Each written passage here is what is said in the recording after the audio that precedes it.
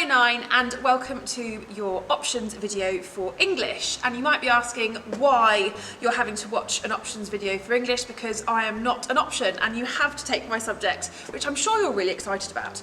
But I thought it was a really important opportunity for me just to give you a rundown of what you can expect, what the exam's going to look like, and how you can best prepare ready for Year 10 and Year 11.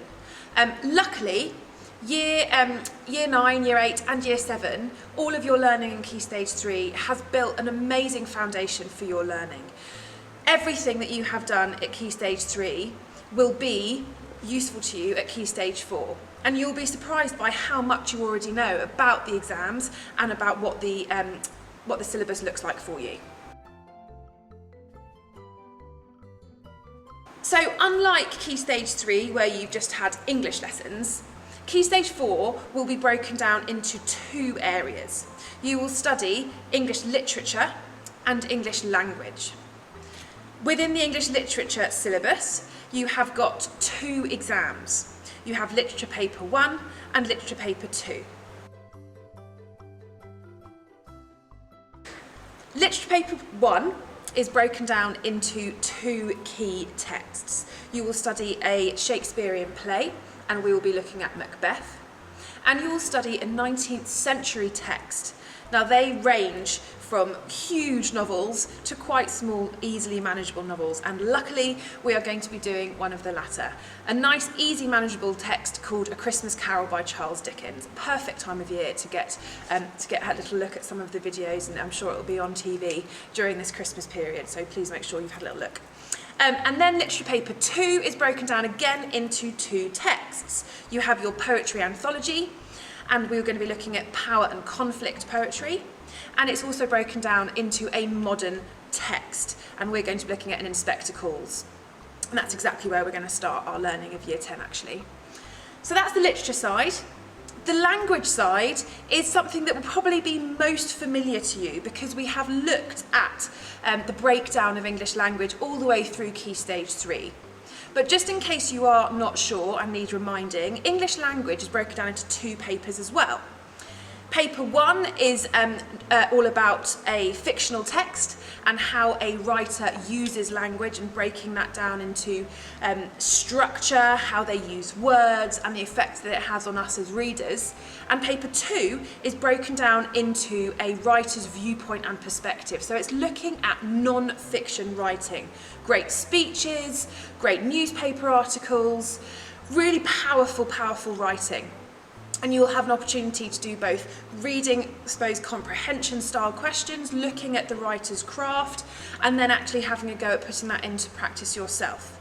Question 5 for both language papers is a writing task. And you will be given a prompt and you will then have to respond to that. Something that you guys are all amazing at already, and something that won't be too unfamiliar to you. The third element that may be a bit unfamiliar to you guys is the spoken language element. Now this is a very separate part of the exam, and actually, just to make things a little bit more complicated, doesn't actually go into your final exam grade. So I probably don't want to ask this question, but you can have a think about it yourselves. How many times have you thought, why do I have to do English? Now, for me, I'm very biased. I think everybody should do English and go on to study English after school as well, because it has opened so many doors for me.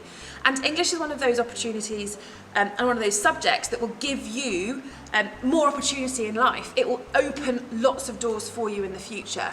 Lots of employers want to see that you have a really good grade in English, because it means that you can do certain things well. It means you can write well. It means you can articulate your thoughts. That means talk about your thoughts, say what you're feeling, say what you're thinking. It means you can analyse, and it means you can create. And they are loads of different skills that actually employers really want to see that you are able to do.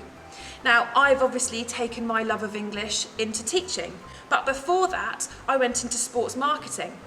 And I went into a corporate world, and I absolutely loved it, because I could use all of my knowledge of writing and creating texts, and I could use it to match my industry. But other industries that use English and the skills that we develop in English, law, obviously teaching, obviously marketing and PR, but so many other interesting jobs. I was speaking to a friend of mine recently, and they've gone into looking into criminology, and actually part of their job is looking at handwriting and using handwriting to solve crimes. It's amazing. There's so many opportunities out there for you.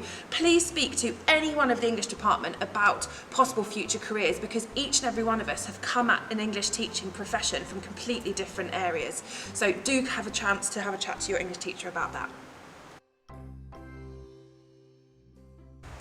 So finally, no, you don't have the option not to take English, but I'm really hoping that you are really looking forward to what Key Stage 4, what Year 10 and what Year 11 in the English department has to offer you. I know that all of your teachers are so excited to take that next step in the journey with you and see where it can take you.